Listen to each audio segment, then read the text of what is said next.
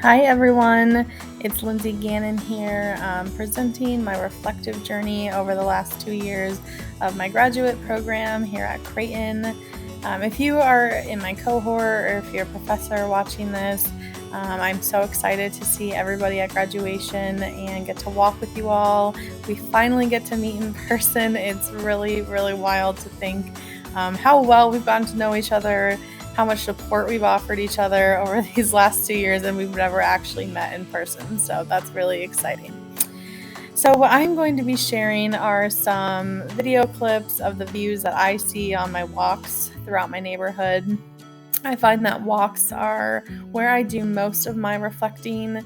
It's where I do a lot of my thinking. I enjoy walks with no music, sometimes a guided meditation, but I just find the sounds of nature and just letting my brain go where it needs to go to let go of the anxious thoughts or the worried thoughts are what's really helpful for me. So with that said, I will go ahead and get started.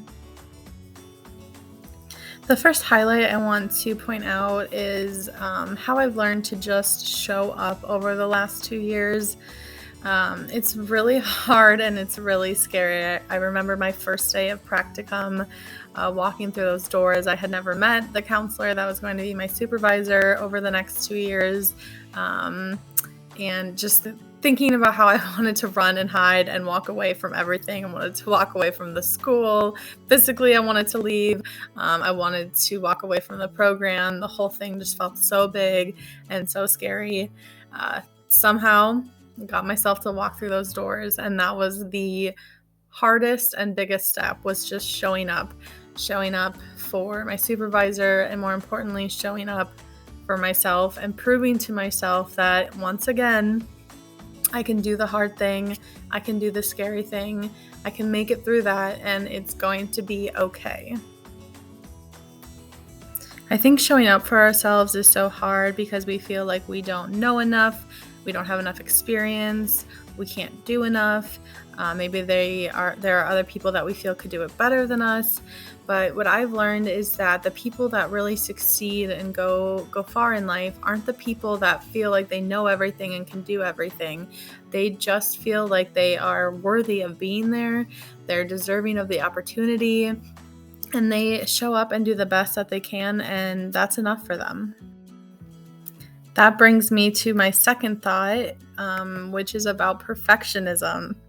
I think a lot of us struggle with this, whether it's in school or in our personal lives or in work. It's the perfectionism, it's the black and white thinking, it's the if I can't do it 100% and be the best at it, then I'm not going to do it at all. What I've learned is to let good enough be good enough. There's always a starting point. You're always going to struggle at first. There's always going to be room for growth and change, no matter how many years you've been doing your career in school counseling, whether you're a first-year school counselor or a 30-year school counselor. There's going to be opportunities for change and for growth. You do not have to be the best at everything you do. Doing your best is good enough. Challenging my black and white thinking is really important to me, both personally and professionally. I have a tendency to think very strongly in absolutes. I don't allow for a lot of nuance in the gray area, and we all know, as Professor Hobbs has been telling us for the past year, that life as a school counselor, we live in the gray now. There is no more black and white. So I think it's important for me personally to challenge myself on my beliefs with that black and white thinking. It can really limit me on what I feel like I can accomplish, what I might go for. For example, the portfolio, that was either going to be the best thing that my professors had ever seen, or I was going to be the world's biggest failure, and it was going to be so humiliating. So every time I went to work on the portfolio, I really had to challenge myself that maybe this isn't the best work I will ever do. Maybe it won't be as good as some of my cohort members. But for now, it's what I have. It's what I need to go with, and I just need to keep pushing forward.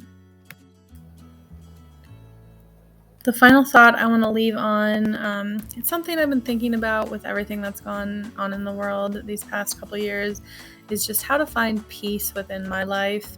This applies to the program, to our careers, to our personal relationships.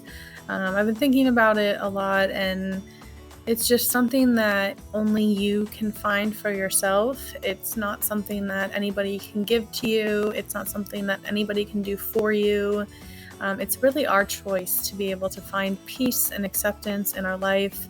It's easy to be distracted by everything that's going on. We've lived through a pandemic, and now everything that's happening in Ukraine and way more in between that I could never mention everything on here. It's just easy to feel like, how can I be happy with all of this going on? And it's really just up to us. We'll come into this world, we'll leave this world, and our experiences will be what we made of them. So it's really our choice to figure out how we find happiness, how we find peace, and ultimately how we want to live our lives. It's hard to fit all of my thoughts about the past 2 years into a short 5-minute clip, but those are some highlights that were on my mind and on my heart. So thank you for watching. Thank you for listening. Thank you for being part of my journey here at Creighton. And if I get to see you at graduation, I cannot wait to meet you in person.